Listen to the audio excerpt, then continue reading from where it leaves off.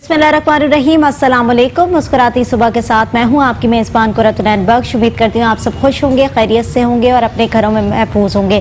नाज़रीन, वीक का आज पहला रोज़ होता है और मंडे का रोज़ होता है। इसमें हम नए नए सेगमेंट आप लोगों से इंट्रोड्यूस करा रहे होते हैं और आज भी एक नए सेगमेंट के साथ हाजिर हुए हैं। इससे पहले भी मैं इस तरह का सेगमेंट कर चुकी हूँ और इसमें बहुत सारी चीज़ें आप लोग को बता चुकी हूँ कि कौन सी चीज़ आप लोग के लिए क्या क्या फ़ायदेमंद साबित हो सकती है। और साथ ही साथ मैं ये भी बता सकती हूँ कि जो हम लोग डिस्कशन कर रहे होते हैं प्रोग्राम के अंदर, उसका मकसद ये होता है कि आपको अच्छी और बेहतर चीज़ प्रोवाइड की जाए और कुछ नॉलेजेबल चीज़ प्रोवाइड की जाए जिससे आपका फ़ायदा हो सके। बहुत सारी चीज़ें ऐसी होती है जो कि हम रोज़मर्रा की अशिया में इस्तेमाल कर रहे होते हैं और हमारी रोज़मर्रा की अशिया में वो एक नीड बन चुकी होती है। और बहुत सारे लोग ऐसे होते हैं जो कि आइसक्रीम लवर्स होते हैं। तो आइसक्रीम लवर्स के बारे में हम बात करेंगे जो कि तरह तरह की आइसक्रीम खाना पसंद करती हैं, तरह तरह के फ्लेवर्स खाना पसंद करते हैं। उन लोगों के लिए जो है वो आज मैं बहुत अच्छी जो है आइसक्रीम भी लेकर आई हूँ और साथ ये भी बताऊँगी कि कौन सी कंपनी की वो आइसक्रीम है और उसका क्या टेस्ट है और किस तरीके से वो बनाई जाती है और किस नोयत की आइसक्रीम है। क्योंकि लोग जो है बड़े फ्लेवर से मुतासर होते हैं, तो फ्लेवर जो है ना बड़ा इंपॉर्टेंट होता है किसी भी आइसक्रीम को, और साथ ही साथ एक मयारी चीज़ होना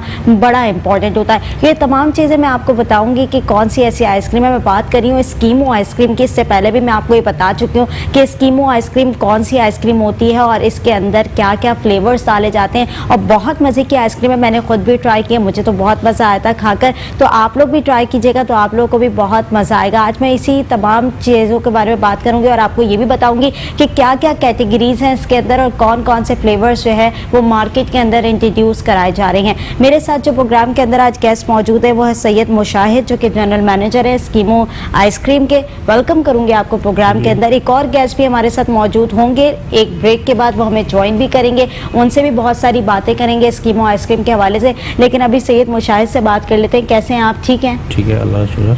अच्छा सैयद मुशाहिद, ये बताइएगा कि स्कीमो आइसक्रीम का ख्याल कैसे आया? क्योंकि मार्केट के अंदर ऑलरेडी हम देख रहे हैं कि बड़ा टफ कंपटीशन है, तरह तरह के आइसक्रीम्स मौजूद हैं और ऐसे में स्कीमो ने अपना नाम जो सोसाइटी में बनाया है, क्या सोचकर जो है वो स्कीमो को लॉन्च किया? ये स्कीम इसलिए लॉन्च किया कि मार्केट में डिफरेंट के फ्लेवर थे, तो हमारे जहन में आया हम भी कोई एक अपना फ्लेवर स्टार्ट करें। तो उसके लिए हमने स्कीमो का नाम लेकर हमने स्टार्ट किया, अल्लाह का नाम शुक्र करके। उसमें हमने थोड़ा इम्प्रूव करा और ये क्या, और इंशाल्लाह आज हमारा 11-12 साल हो गए मार्केट में अच्छी वर्कआउट करते हुए।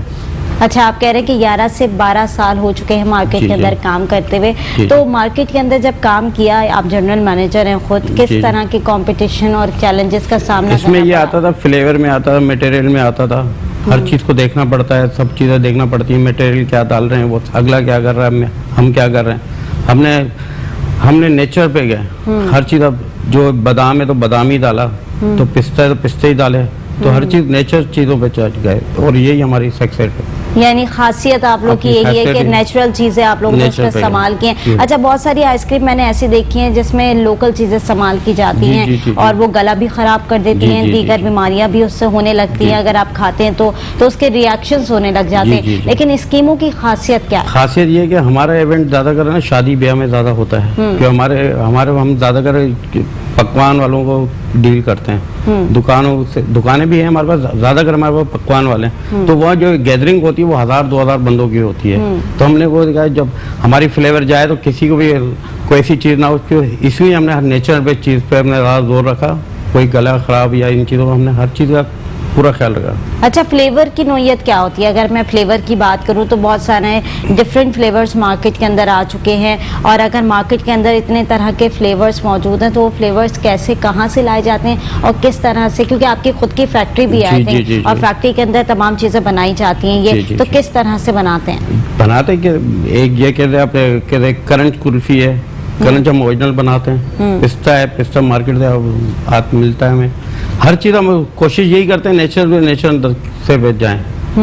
हम कम प्रॉफिट में अच्छी चीज़ देने की कोशिश करते हैं। अच्छा, बहुत सारी, जैसे कि मैंने पहले भी प्रोग्राम किया था, मुझे पता चला था कि स्कीमों की जो कंपनी है वो अपने एम्प्लॉयज़ को भी बहुत सारी चीज़ें देती है और साथ ही साथ अगर मार्केट के अंदर किसी शॉप के ऊपर ये स्कीमों की आइसक्रीम रखी हुई होती है तो उनको भी बड़े फ़ायदे होते हैं। वहाँ पर गिफ्ट हैम्पर्स की सूरत में वहाँ पर बहुत सारी चीज़ें जाती हैं। तो ऐसा क्या प्रोसीजर है? डिफ्रीज़र दिए जाते हैं उनको, डिफ्रीज़र हम रखवाते हैं, पूरे साल में एक पैकेज बनाते हैं उनके लिए। तो जैसे वो परफॉर्मेंस दिखाता है, हमारे डील करता है, उसके लिहाज से उसको वो चीज़ दी जाती है। और बाकी वर्करों का लिहाज से आज मैं एज ए वर्कर ही बैठा हूँ, जनरल मैनेजर हूँ, तो देखा तो टीम एक वर्कर ही हूँ ना। उसमें आज मेरे को अल्लाह ताला ने, उन्होंने मुझे इतनी, मेरे सीईओ ने इज्जत दी, मेरे यहाँ सीट पे बिठाकर मैं अपनी क्या कहते हैं अपने कंपनी को रिप्रेजेंट कर रहे कर रहा हूँ। हैं। बड़ी अच्छी बात होती है कि अगर कोई भी काम करने वाला बंदा जो है वो इस स्टेज पे आ जाता है, और साथ ही आपके ओनर्स का बड़ा हाथ होता है इसके ऊपर कि अगर आपके ओनर्स सपोर्टिव हो और आपके ओनर्स जो है वो कहते हैं ना कि आपको आगे पुश कर रहे हो कि आपने यहाँ तक पहुँचना है, तो वो बड़ी अच्छी बात होती है, वरना कोई इस माशरे के अंदर किसी को नहीं देख रहा होता। अच्छा, जब आप जनरल मैनेजर बने तो जर्नी कहाँ से स्टार्ट की, यानी कितने साल के अरसे से आप स्कीमो आइसक्रीम से मुंसलिक? मैं 6 साल हो गए मुझे। मैंने जब आया था स्टार्टिंग करी, फिर मेरे को बहुत अच्छी गाइडेंस दी। मैं सर, मेरे जो बॉस हैं सीईओ रिजवान भाई, हम रिजवान भाई कहते हैं कि वो अपने आप को सीईओ कम कहलवाते हैं, वो भाई का रुतबा ज़्यादा कहते हैं। तो उनसे मैंने बहुत चीज़ें सीखी, हर चीज़ में गाइडेंस करी उन्होंने। हमारे कुछ मशवरे होते थे, हमारी गाइडेंस होती थी, वो बताते थे ये इस तरह करें, इस तरह करें। बड़ा फर्क पड़ता है बॉस का अपने वर्करों पे हाथ रख देना, उससे हमें बहुत फर्क पड़ा। बिल्कुल, जिस तरीके से आपने बात की है कि एक बॉस का वर्कर्स के साथ जो रिलेशन होता है वो बड़ा फ्रेंडली रिलेशन होना चाहिए, क्योंकि बॉसेस तो इस तरीके से ही जाहिर होते हैं कि बॉस जो है वो बस वो बॉस ही होता है और उसका एक बॉसी एटीट्यूड होता है। ज़रूरी नहीं होता कि हर बॉस का बॉसी एटीट्यूड हो, तो बहुत सारे लोग ऐसे भी होते हैं, बहुत सारे मालिक ऐसे भी होते हैं जो अपने वर्कर्स को बहुत अच्छे तरीके से लेकर चलते हैं, और वही उनकी कामयाबी का जो है वो जरिया भी बनती है। नाज़रीन, एक छोटी सी ब्रेक की तरफ जाऊँगी, ब्रेक के बाद हमें एक और गेस्ट ज्वाइन करेंगे। देखते रहिए मुस्कुराती सुबह।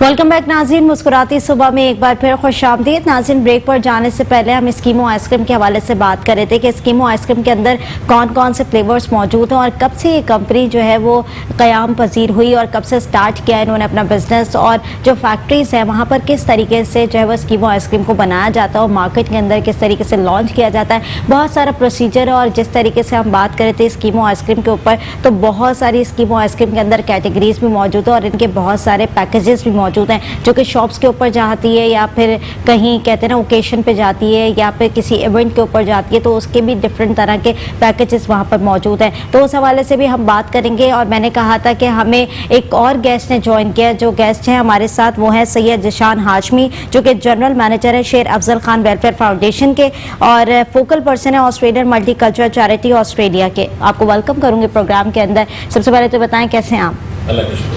अच्छा, सबसे पहले तो मैं ये जानना चाहूँगी कि वेलफेयर का सोसाइटी के अंदर कितना रोल होता है, क्योंकि अमूमन हम बाहर की अगर लैंग्वेज में पढ़ें वेलफेयर को तो वो ये कहते हैं कि वेलफेयर उस मुल्क के अंदर बनता है जो मुल्क अपने जो है ना कहते हैं अपनी जिम्मेदारियों को संभाल नहीं सकता, क्योंकि जो मुल्क एक पस्ती की तरफ जा रहा होता है उस मुल्क के अंदर वेलफेयर के इदारे जो है वो बनना शुरू हो जाते हैं ताकि वो लोगों की मदद को खड़े हों। एक हमारी मेंटालिटी है, एक हमारा ये कहते हैं ना मीनिंग दिया हुआ एक माशरे के अंदर के वेलफेयर सोसाइटी के अंदर इसलिए जो है वो इन्वॉल्व होती है ज़्यादा जब हुकूमत जो है वो नाकाम हो जाती है चीज़ों में। तो आप क्या कहेंगे, क्या देखिए, सबसे पहले तो हमें समझना होगा कि एनजीओ नॉन प्रॉफिट ऑर्गेनाइजेशन है क्या। बात यहाँ पर होती है, जब भी हम बात करते हैं तो यहाँ पे हम लोग ये कहते हैं जनाब कि हर बंदा जो है वो एक एनजीओ लेके खड़ा हुआ है बना के, लेकिन उससे सबसे पहले उसको ये समझना होगा कि ये एनजीओ जो है उस किस कॉज के लिए, किस मकसद के लिए बन रही है।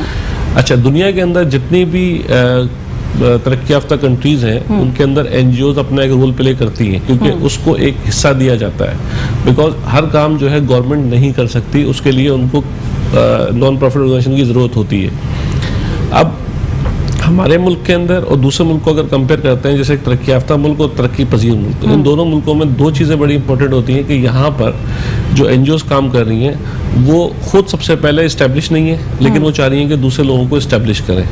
और जो तरक्की याफ्ता ममालिक हैं उनकी जो ऑर्गेनाइजेशन है वो बहुत इस्टेब्लिश ऑर्गेनाइजेशन हैं, प्लस उसके साथ जो लोग हैं, जो कंपनीज हैं, वो इस एनजीओ को एक हिस्सा समझती हैं और अपने एक जो का बजट होता है उस बजट में उनका एक फंडिंग रखती हैं, जो फंडिंग वो ऑर्गेनाइजेशन को दे देती हैं। उसके बाद दूसरी चीज़ क्या होती है, सिंसियरिटी। जनाब आपके पास एक फंडिंग आई क्योंकि नॉन प्रॉफिट ऑर्गेनाइजेशन है, आप कोई अर्निंग तो कर नहीं रहे, तो आपको एज इट इज वो सारी चीजें जो कॉज के ऊपर जिस मकसद के लिए करनी है तो उस पर वो लगानी है। तो वो उस चीज को डेवलप करने के लिए अगर वो एजुकेशन है तो एजुकेशन को प्रमोट कर रहे हैं, अगर हेल्थ है तो हेल्थ के अंदर जो है जिद्दत ला रहे हैं, अगर डिजास्टर मैनेजमेंट पे काम है तो डिजास्टर मैनेजमेंट में वर्किंग कर रहे बेसिकली हैं। कॉज होता है ना, कॉज होता है, ठीक है। अच्छा, अब उसके लिए सबसे इम्पोर्टेंट चीज क्या है, जब भी आप फलाह की बात करते हैं, फलाही काम की बात करते हैं, तो उसके अंदर दो चीजें बड़ी इंपॉर्टेंट है कि जो इंसान उस चीज में जा रहा है वो डिवोटेड हो, और वो ये समझता हो कि जब वो जिसके लिए मदद करने जा रहा है, सबसे पहले तो वो खुद भी इतना एस्टेब्लिश हो कि वो चीज़ को करने के लिए जा रहा है। हमारे पाकिस्तान में जब भी किसी से आप बात करेंगे एनजीओ के हवाले से तो वो उसके लिए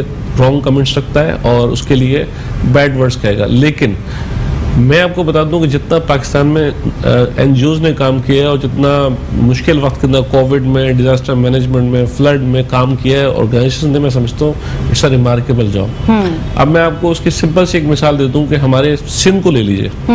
सिंध के अंदर अगर आप स्पेशल बच्चों की बात करें, डाउन सिंड्रोम के हवाले से जो इन्वॉल्व है, ऑटिज्म के हवाले से हैं, तो उनके लिए प्रॉपर वे में कोई इंस्टीट्यूट मौजूद नहीं है। थैलेसीमिया के इतने सारे पेशेंट्स हैं जिनको ब्लड की थैलेसीमिया एक जरूरत अदर पड़ती फील्ड हो है, गई।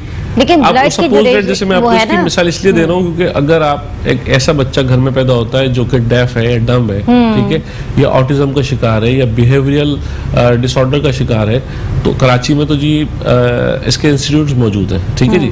लेकिन अगर जैसे जैसे आप अंदरूनी सिंध में जाएंगे तो वहाँ पर अवेयरनेस ही नहीं है। अवेयरनेस तो दूर की बात है, एक छोटा सा इंस्टीट्यूट नहीं है कि अगर कोई बच्चा है उसको स्पीच के अंदर इशू आ रहा है तो वहाँ पे स्पीच थेरेपी सेंटर नहीं है। अच्छा, अगर है भी तो वो प्राइवेट है, तो वो पर डे इतना चार्ज कर रहे हैं कि एक आम बंदा ले नहीं सकता। तो इस सूरत में फिर क्या होता है कि वो इंस्टीट्यूट्स लॉन्च होते हैं जो कि उन गरीबों के लिए, उन ऐसे लोगों के लिए, ताकि वो लोगों को सपोर्ट कर सके।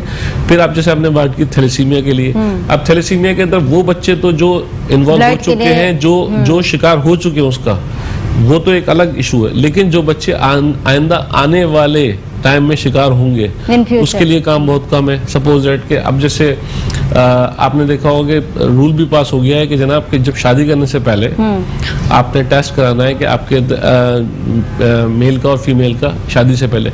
लेकिन यहाँ पे आप किसी से बात करें, अच्छा किस बात के लिए टेस्ट कराएं, क्यों कराएं? लेकिन जब उनके घर पे उस तरह का बच्चा जो थैलेसीमिया में मुब्तला है पैदा हो जाता है तो फिर उसके बाद उनको फील होता है यार ये कैसा हो रहा है। अवेयरनेस नहीं ना सोसाइटी के, अवेयरनेस क्रिएट करना है। दूसरी बात है कि अवेयरनेस शुड बी पॉजिटिव। आजकल आप देख लें इंटरनेट का ऐसा दौर है, आप जिससे बात करें वो भी हकीम भी है, वो डॉक्टर भी है, वो इंजीनियर भी है, वो हर कुछ है। ये वो बात हकीकत है। फ्री नुस्खे दे रहा होगा ना हर चीज के लिए। आप सिर्फ किसी से कहें जी मुझे फ्लो हो रहा है तो वो 10 ये आप ऐसा करें, आपके घर में 10 डॉक्टर आपको मिल जाएंगे, ये खा लो, ये खा लो, ये खा लो, ये खा लो। मैं आपसे सिंपली ये बात करना चाहूंगा कि जब हम बात कर रहे हैं नॉन प्रॉफिट ऑर्गेनाइजेशन की, तो नॉन प्रॉफिट ऑर्गेनाइजेशन उस सूरत में हम पाकिस्तान में डेवलप कर सकते हैं जब इसका कॉज क्लियर हो। अब आप देखें यहाँ पे बहुत सारे इदारे हैं, मैं नाम नहीं लूंगा, बड़े बड़े हॉस्पिटल यहाँ पे वो नॉन प्रॉफिट के नाम पे एस्टेब्लिश हैं, लेकिन वो चल किस बेस पे रहे, प्राइवेट बेसिस के ऊपर वो चार्ज कर रहे हैं। तो हमने उसका जो मकसद था वो तो खो दिया है।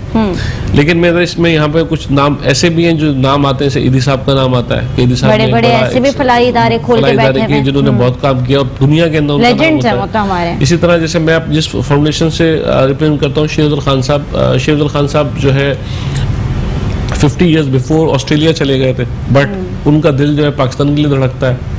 वो चाहते हैं कि पाकिस्तान में कुछ करें, तो उन्होंने स्पीच थेरेपी इंस्टीट्यूट अंदरूनी में लॉन्च किए हुए हैं, फिजियोथेरेपी सेंटर्स हैं, प्लस जो है ओपीडीज चलती है, मोबाइल एम्बुलेंस सर्विसेज हैं। अच्छा, ज्यादातर मेडिकल की तरफ फोकस है। मेडिकल में इसके अलावा एजुकेशन के अंदर हमारे स्कूल्स हैं जो कि फ्री ऑफ कॉस्ट चल रहे हैं। प्लस कैसा डिजास्टर मैनेजमेंट में हमने काफ़ी काम किया हुआ है, जिसके अंदर जैसे ग्रेवयार्ड है उसको हमने किया है। प्लस उसके साथ जो है आपने देखा होगा फ्लड आया था तो उस फ्लड में हमने बहुत काम किया है। फिर there are so many work जो हम कर रहे हैं, लेकिन उसके साथ साथ हम चाहते ये हैं कि हम किसी को भिखारी ना बनाए। हमारे जितने काम है वो सस्टेनेबल है। यानी कि हमने स्पीच थेरेपी इंस्टीट्यूट लॉन्च किया तो हमने उसको सस्टेनेबल बनाया कि अगर किसी को कुछ होता है तो इधर आप बंद ना हो, वो चीज चलती रहे। स्कूल क्रिएट किया तो उसको इस तरह से किया, एक लिमिटेड फीस रखी, उसके अंदर वो उसकी सैलरी, किराया वगैरह सब चीजें निकल जाती हैं। हमारे यहाँ पे जरूरत है सस्टेनेबल वर्क की। अब हम जितने लोग हैं वो इस चीज में डिस्ट्रीब्यूट हुए हैं, जनाब राशन बांट दो, ठीक है, पैसे दे दो, ये कर दो। भाई आप सस्टेनेबिलिटी की तरफ जाए ना, आप ऐसे इदारे बनाएं कि उनके लिए जॉब्स क्रिएट हो। एग्जैक्टली, रोजगार मिल ठीक है, सके। अच्छा, जॉब्स के साथ साथ आप उनके लिए इस तरह का माहौल पैदा करें कि जो बच्चे गरीब हैं उनके लिए तालीम के जराए पैदा करें आप, कि वो पढ़े, तो पढ़ने के बाद छोटे automatically बच्चे चीजें स्ट्रीट cover पर हो काम जाएंगी। कर रहे होते हैं, जी, भीख जी। मांग रहे होते हैं, छोटे जी, छोटे जी। बच्चे। चाइल्ड लेबर इतनी ज्यादा हो गई है हमारे मुआशरे के अंदर। जी, जी। हालांकि उन बच्चों को अगर वही एनजीओ पिक करे और वहां जी, पर जी। उनको तालीम का हुसूल दे तो बहुत अच्छे जो है मौके उनको मिल बिल्कुल इस सकते तरह हैं। हो भी रहा है। यहाँ पे काफी ऑर्गेनाइजेशन बहुत अच्छा काम कर रही है पाकिस्तान में। ऐसा नहीं है कि काम नहीं हो रहा, काम हो रहा है। हर जगह पे अच्छे बुरे लोग मौजूद होते हैं, लेकिन अगर हम अपने सोशल नॉर्म्स को फॉलो करें, अगर हम डिसिप्लिन के साथ चीज़ों को लेके चलें, एथिक्स को फॉलो करें। आप सपोज जैसे कि हम किसी भी अपना कारोबार शुरू करते हैं तो हम एक एक चीज़ को चेक करते हैं ना कि जनाब ये। अब अगर आप डिस्ट्रीब्यूशन की बात होगी, सपोज आप भी देख लें, रमजान शरीफ आया, बाहर रबीउल अव्वल आया, मुहर्रम आया, तो हम क्या बिल्कुल करते हैं, बहुत सारी ऐसी distribution कर रहे एनजीओ होते हैं। थी जिन्होंने डिस्ट्रीब्यूशन का प्रोसेस किया और ऐसे लम्हात में हम देखते हैं कि बड़ा बढ़ चढ़ के जो है वो सामने भी आते हैं लोग जो कि सच्चाई में यानी बिलीव रखते हैं और साथ ही साथ बड़े अच्छे तरीके से तमाम चीज़ों को मैनेज कर रहे होते हैं और लोगों की मदद के लिए आते हैं। वो कहते हैं ना, फलाई काम भी हर किसी की बस की बात नहीं होती, वो लोग करते हैं जो कि इसको ओन कर सकें। नाज़रीन, एक छोटी सी ब्रेक की तरफ जाऊंगी, ब्रेक से वापस आऊंगी। देखते रहिए मुस्कुराती सुबह। वेलकम बैक नाज़रीन, मुस्कुराती सुबह में एक बार फिर खुशामदीद। नाज़रीन, ब्रेक पर जाने से पहले जिस तरीके से हम बात कर रहे थे कि फलाई इदारे जो तरह के सोसाइटी के अंदर खुल चुके हैं, माशरे के अंदर खुल चुके हैं, उनका बेसिकली काम क्या होता है, एजेंडा क्या होता है। कोई भी फलाई इदारा जब खुलता है तो वो एक कॉज लेकर चलता है और एक कॉज के तहत ही वो सारे काम कर रहा होता है और उसी कॉज को लेते हुए वो लोगों की मदद भी कर रहा होता है। बहुत सारे हमने ऐसे भी लोग देखे हैं जो कि लोगों की मदद को हमेशा पेश रहे हैं। बहुत सारी सिचुएशन हमारी सोसाइटी के अंदर बर्स्ट हो जाती है। कोविड की सिचुएशन थी, उसके बाद अब डेंगू की सिचुएशन है, बहुत सारे लोग बेरोजगारी में मुब्तला हो रहे हैं, महंगाई का आलम बड़ा उरूज पे पहुंच चुका है। ऐसी सिचुएशन के अंदर जो सफ़ेद पोश अफराद है उनकी मदद करना, वो जो लोग हाथ नहीं फैलाते जगह जगह, उनकी मदद करना एक बड़ा जो है ना सवाब का काम होता है। और ऐसे में जो NGOs होती हैं वो बढ़ चढ़ कर जो है वो साथ निभाती हैं, क्योंकि हुकूमत का तो काम होता है महंगाई कर देना और उसके बाद जब इंसान गुजर बसर कर रहा होता है तो उसके लिए बड़ी मुश्किलात पेश आती हैं। तो ऐसी सिचुएशन के अंदर जो NGOs होती हैं उनका बड़ा रोल होता है, उनका बड़ा किरदार होता है सोसाइटी के अंदर। तो वही चीज़ हम आपको उजागर करें कि कौन सी NGOs जो है वो क्या क्या कॉज लेके चलती हैं और किस कॉज के तहत, किस एजेंडे के तहत वो तमाम चीज़ें कर रही होती हैं। तो यही बात कर रहे थे हम सईद ज़ीशान साहब कि किस तरीके से NGOs काम कर रही होती हैं और आप बता रहे थे कि कोविड-19 के अंदर जो NGOs ने वर्क किया और आज तक हम देख रहे हैं कि एक के बाद एक मुश्किल घड़ी इस मुल्क के ऊपर आ ही रही है और ऐसी सिचुएशन के अंदर जो NGOs है वो बड़ा बढ़ चढ़ कर जो है वो साथ देती हैं। NGOs में क्या फ़र्क नज़र आता है, यानी अगर हम डिफरेंट तरह के NGOs देखें, जैसे आपने पहले भी बात की कि कॉज होना चाहिए किसी भी NGO को लेकर चलने के लिए, तो वो कॉज अगर हम उसको देखें तो हर NGO का अपना कॉज होता है, लेकिन बेसिकली हमने अमूमन सबको ये देखा है कि एजुकेशन और लोगों की मदद करना, बेरोजगारी का खात्मा करना, लेकिन जॉब का कॉज बहुत कम लोग देखते हैं कि अगर उनको जॉब दी जा रही है, स्टेबिलिटी पे लेकर आया जा रहा है, अपने घर को चलाने के मौके दिए जा रहे हैं, ये NGO बहुत कम मैंने देखे हैं। तो आप लोग क्या इसी स्टेबिलिटी को देखते हैं? बात ये है कि हमारे यहाँ जो वो कहते हैं ना, एक बड़ा मार्केट का एक बड़ा अच्छा जुमला, जो दिखेगा तो वो बिकेगा। तो यहाँ पे सबसे आसान काम है किसी भी NGO को प्रोमिनेंट होने के लिए वो डिस्ट्रीब्यूशन शुरू करते हैं। जैसे वो डिस्ट्रीब्यूशन शुरू करती है, रश लग जाता है, लोग तस्वीरें खींचना शुरू कर देते हैं और वो अपनी फेसबुक पे और दूसरी चीज़ों पे चलाना शुरू कर देते हैं, तो उससे वो समझते हैं कि वो प्रोमिनेंट हो गए। बट हमारी NGO का थोड़ा सा डिफरेंट है, क्योंकि जैसे कि आपने बात की न्यू जनरेशन के लिए, तो हमारे पास डिफरेंट प्रोग्राम, जैसे इनकम जनरेटिंग एक प्रोग्राम है हमारा। उसके अंदर हम ये करते हैं कि लोगों को सबसे पहले जितने भी यंग टैलेंट है उसको इकट्ठा करते हैं और उसके बाद उनको एजुकेशन के हवाले से जो टूल्स हैं, सपोज दैट वोकेशनल है, IT है और दूसरे जितने भी कोर्सेज हैं वो कराते हैं और कराने के बाद उनको जो जिन कंपनी से हमारे राब्ते होते हैं उसके अंदर हम उनको आगे फॉरवर्ड करते हैं और उसके बाद उनकी जॉब्स का मसला सॉल्व हो जाता है। तो इसको हम कहते हैं इनकम जनरेटिंग प्रोग्राम। ठीक है, अच्छा, एक तो ये हो गया जो बच्चे यंग हैं, लेकिन कुछ लोग ऐसे हैं जो गरीब हैं, जो पढ़े लिखे नहीं हैं, तो उनके लिए हम लोग क्या करते हैं, पैडलर ठेला ले लिया हमने, रिक्शा दे दिया हमने, लेकिन उसके बाद अगर देने के बाद आप उनको भूल जाते हैं तो आप देखिएगा कि कुछ अर्से के बाद पता लगेगा कि आपको ठेला भी बिक गया और रिक्शा भी बिक गया।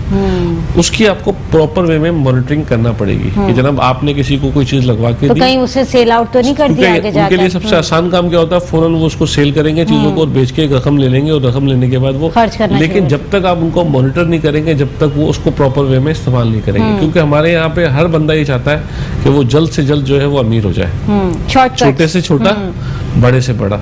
और इसमें सबसे ज़्यादा जो पिस रहा है ना, वो मिडिल क्लास पिस रहा है। उसकी वजह ये है कि वो अमीर बनने की कोशिश करता है, वो अमीर बन नहीं पाता। गरीब वो बनना नहीं चाहता। अमीर वहाँ पे मजे में, उसको कोई जरूरत ही नहीं है पैसों की। गरीब को भी कोई फिक्र नहीं है। अब जो बीच का मिडिल क्लास है, वो क्या कर रहा है ना, वो चाह रहा है कि मैं गरीब बनूं, और वो चाह रहा है कि मैं अमीर बनूं। अमीर बीच की लाइन पर स्टैंडर्ड कर रहा है, क्योंकि वो स्टैंडर्ड फॉलो कर रहा है किसके, रिच पीपल की। जाहिर है हर उसकी वजह इंसान से वो बेहतरी की बजट से तरफ जाने आउट की हो रहा कोशिश है, करता है। वो बजट से आउट हो रहा है। बजट से आउट हो रहा है तो उसकी वजह से बहुत सारे कॉन्सिक्वेंसेस पैदा हो रहे हैं। इसमें स्ट्रेस का आप रेशो देख लें, डिसिप्लिन, इसके अंदर आप देखिएगा कि हमारी टॉलरेंस पावर जो है वो बहुत कम हो गई है। किसी से आप कुछ एक लफ्ज़ कह दें, उसके जवाब में फ़ौरन आपको जवाब आएगा और वो गुस्सा करेगा, और वो उसके अंदर क्या करेगा। जैसे रोड पर आप जा रहे हैं, आपके सामने गाड़ी आ गई, तो वो जो पीछे वाला होगा वो आपको या तो गाली निकालेगा, या उसके चेहरे के जैसे ऐसा लगेगा जैसे पता नहीं उसको कितना गुस्सा आ गया। ये फ्रस्ट्रेशन है हमारी। हमें क्या करना पड़ेगा, सबसे पहले जो हम लोग काम कर रहे हैं उसमें हम लोग इस तरह की अवेयरनेस वर्कशॉप रखते हैं, साइकोलॉजिकल पॉइंट ऑफ व्यू से, मेंटल हेल्थ के हवाले से, और सबसे ज़्यादा इंपॉर्टेंट जो कॉन्फिडेंस लेवल को बढ़ाने के लिए, ग्रूम करने के लिए हम लोग देते हैं। तो उसमें क्या करते हैं, उन लोगों को जमा करते हैं, उनका स्ट्रेस जो होता है उसको रिलीज करवाते हैं। उनके लिए वो मौके पैदा करते हैं जिससे वो अपनी ज़िंदगी को आसानी के साथ लेके चलें, ना कि सिर्फ उनके जहनों में ये चीज़ हो कि यार मेरी लाइफ लग्जरियस है तो मैं बड़ा कामयाब हो गया। लग्जरियस लाइफ का होना कामयाबी नहीं है। आप जितने अमीर लोगों को देखेंगे वो कहीं ना कहीं परेशानी में मुब्तला है। खौफ है कोई लुट नहीं जाए, पैसा कहीं नहीं चला जाए, लॉस नहीं हो जाए, सारा दिन टेंशन। आप रिलैक्स होकर लाइफ को जिए, आप यकीन कीजिए आप इतना अच्छा फील करेंगे ज़िंदगी को। मैं समझता हूँ, ये मेरी अपनी एक पर्सनल फीलिंग्स है, मेरी अपनी पर्सनल इंटेंशन है कि अगर हम अपनी ज़िंदगी को छोटे से सेटिंग के साथ क्राइटेरिया को सेट कर लें, तो हमें ज़रूरत क्या है, 3 टाइम के खाने की और अच्छे साफ सुथरे कपड़े पहनने की। लेकिन आप यहाँ पे देख लें, हम जब कपड़े पहनते हैं तो हमें चाहिए कपड़े ब्रांडेड। आज से सिर्फ आप 15-20 साल पहले चले जाएं, जो ड्रेस 500 या 1000 में बन जाता था, आज वही ड्रेस ब्रांड के ऊपर 5 से 10 हज़ार का है, और हम लोग बड़े जाके शौकीन होकर खरीदते हैं। ठीक है ना।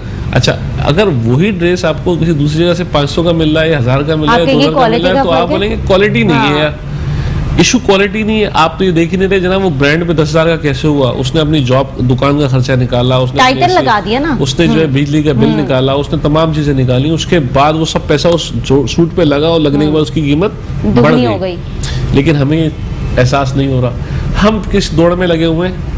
ये वही वाली बात है कि आप ये खाना छोटे रेस्टोरेंट में खा लें और वही खाना आप बड़े रेस्टोरेंट में खा लें, उसकी आप जीएसटी पे करेंगे खुशी से, और वहाँ खाना खाएंगे तो कहेंगे कि शायद ये इसमें जीएसटी के साथ आप रेट्स को फॉलो करेंगे। और वही वाली बात है, वहाँ खाना खाएंगे तो कहेंगे भाई ये गैर मेयारी इसमें चीजें मिलाई होंगी। तो ये मेंटालिटी है सोसाइटी की। बनाने वाले तो वही लोग हैं ना। देखें, मैं फिर आपसे कहूँगा 2 बातें कि हमने क्या किया है कि अगर कोई रेस्टोरेंट खुलता है या कोई भी चीज़ खुलती है तो हम उसकी ब्यूटिफिकेशन पे बड़ा जोर देते हैं, उसको इतना खूबसूरत देते हैं, बंदा अंदर आता है वो एडमायर हो जाता है, यार बड़ी जबरदस्त चीज़ होगी, बड़ा अच्छा है, ये है वो है।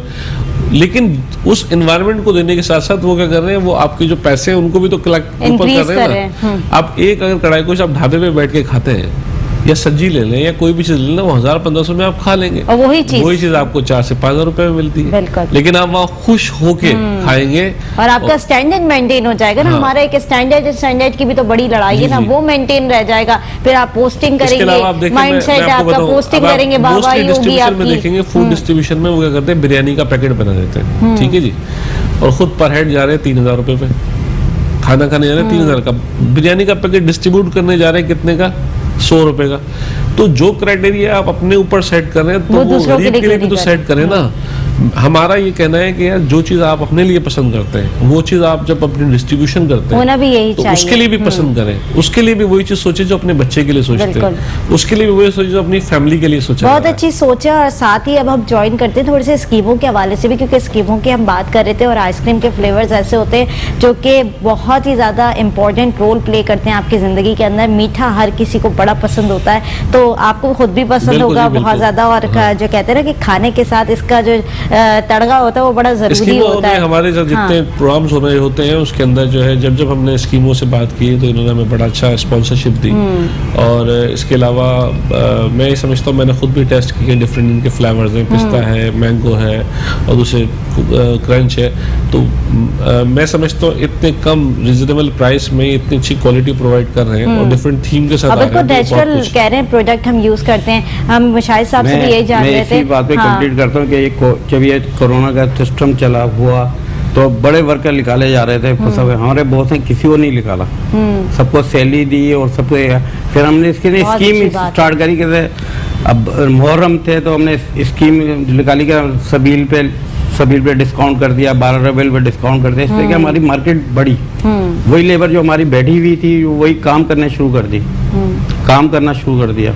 तो इससे हमारा बड़ा फर्क, पॉलिसी से बड़ा फर्क पड़ता है। हाँ। कोर्ट से और हमने जैसे कि आप मुकाबला बता करा, रहे हैं हमने कि कोर्ट आपके से हमारे बॉस बॉस ने, ने हाँ, मुकाबला करा। आप जैसे बता रहे हैं कि आपके बॉस ने बड़ा साथ दिया। बिल्कुल आपके बॉस से मेरी बात भी हुई थी और मैंने उनको प्रोग्राम में बुलाया भी था। माशाल्लाह बहुत अच्छे इंसान है और अपने वर्कर्स का बहुत अच्छा ख्याल रखते हो। कहते हैं ना कि अगर ओनर आपका बाप बन के ख्याल रखे तो ये बहुत बड़ी बात होती है और आपका एक सरमाया होता है जो कि आपकी बिल्कुल। पूरी इंडस्ट्री को लेकर चल रहा होता है। तो वो बहुत अच्छे इंसान है, मैंने खुद उनसे मुलाकात की है और बहुत अच्छे तरीके से अपनी इंडस्ट्री को लेकर चल रहे हैं। स्कीमों की और क्या क्या क्वालिटीज़ हैं, किस तरीके से इसको मार्केट के अंदर लॉन्च करते हैं, दुकानों पे कैसे जाती है और इवेंट्स के ऊपर कैसे जाती है। इवेंट ये हमारे पास जो कुक हैं ये ऑर्डर देते हैं, रेस्टोरेंट वाले ऑर्डर देते हैं, हम इनको सप्लाई देते हैं। तो तकरीबन 12-13 साल से चल रही है मार्केट में। अब हमारा म्यार भी एक बैठ गया है, सब कुछ आ गया, सबको टेस्ट भी पता है। मगर अभी हमारे जिस तरह महंगाई होती जा रही है फिर भी हमने रेट आगे नहीं किए हैं। हर चीज़ को मैनेज करने की कोशिश कर रहे हैं। इसी रेट को इसी में रखकर वो मैनेज करें, बड़ा डिफिकल्ट होता जा रहा है। फिर भी हम उसको लेकर चल रहे हैं। बड़ी बात है हमारे बॉस की जो लेकर चल रहे हैं। ठीक है, यानी बहुत अच्छी तरीके से उसको मैनेज करके चल रहे हैं। आप लोग के पास भी आती होगी एनजीओ की सूरत में देखिए लोगों उसमें को मैं डिलीवर फिर आपसे करने की कहूँगा सूरत कि, में। ये इनकी बड़ा अच्छा एक इनिशिएटिव इनके बॉस ने लिया है। इनकी ऑर्गेनाइजेशन का एक पूरा का पूरा एक मोटो होता है, उस मोटो को लेके चलते हैं।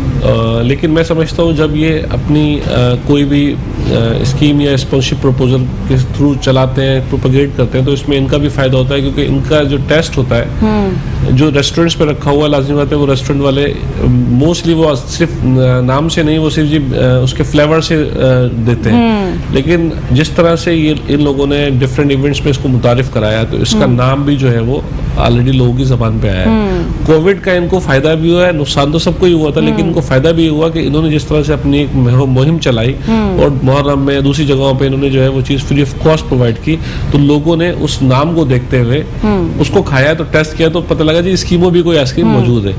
लेकिन एक चीज़ मैं फिर आपसे कहूँगा कि किसी भी चीज़ को चलाने के लिए उसकी क्वालिटी, उसकी जो प्राइस है उसको अगर आप, क्योंकि देखें इस वक्त अगर आप कोई भी आइसक्रीम खाते हैं तो उसके अंदर आपको 10 रुपए से लेकर और 500 से हर 1000 तरह की रुपए तक कैटेगरी जो है वो मिलती है। मिलेगी। ठीक है, लेकिन मैंने इनकी आइसक्रीम में दो बातें बड़ी अच्छी देखी हैं कि इनके पास जो है वो गली मोहल्ले वाली आइसक्रीम से लेकर और हाई फाई लेवल तक की आइसक्रीम मौजूद है। ये कि इनका अच्छा दाम है। दूसरा ये होता है इन्फिल्ट्रेशन हर जगह में मौजूद है। जब भी कोई पेट्रोल के प्राइस बढ़े, डॉलर बढ़ा, तो आपको पता है महंगाई हो जाती है और उसके बाद हर बंदा अपनी मर्जी से मनमानी करते हुए पैसे माफिया बढ़ा बन देता जाता है ना। है, अपनी मर्जी से पैसे बढ़ाता है। एक चीज़ की मैं आपको छोटी सी मिसाल दे दूं कि हमारे यहाँ पर क्वालिटी कंट्रोल एंड प्राइस वो जो इदारा है वो डफर है। ये मैं कह रहा हूँ उनको, क्योंकि देखें एक लाइन के अंदर अगर 10 दुकानें मौजूद हैं और एक ही चीज़ मुख्तलिफ प्राइसेस पे बिक रही है, तो इसका मतलब क्या हुआ कि वो दुकानदार डिफॉल्टर नहीं है, वो दुकानदार जो मनमानी कर रहे हैं वो उनकी कमजोरी की वजह से कर रहे हैं। बिल्कुल ऐसा ही है। आवाम को भी सोचना चाहिए कि उनके राइट्स क्या हैं और उसी राइट्स के ऊपर डिपेंड करके उन्हें बाहर भी निकलना चाहिए और अपने हुकूक मनवाने चाहिए, क्योंकि इस तरह की महंगाई में हर किसी का गुजारा मुमकिन नहीं है। हर इंसान जो है वो परेशानी से दो चार हुआ हुआ है। बहुत शुक्रिया सईद जिशान, आपने प्रोग्राम के अंदर वक्त दिया। आपको भी बहुत शुक्रिया कि आपने प्रोग्राम के अंदर वक्त दिया। और मुशाहिद साहब ने बहुत अच्छी बात की हमेशा कि जिस तरीके से स्कीमों की आइसक्रीम है और वो बड़ी जो है लिमिटेड जो है प्राइस रेट के अंदर वो मार्केट के अंदर लॉन्च कर रहे हैं, तो ये चीज़ आप लोग भी ट्राई करें, बहुत आपको पसंद आएगी। और जिस तरीके से मैं प्रोग्राम के सेगमेंट को लेके चलती हूँ उसमें बहुत सारी चीज़ें आप लोग को बता रही होती हूँ, तो ये तमाम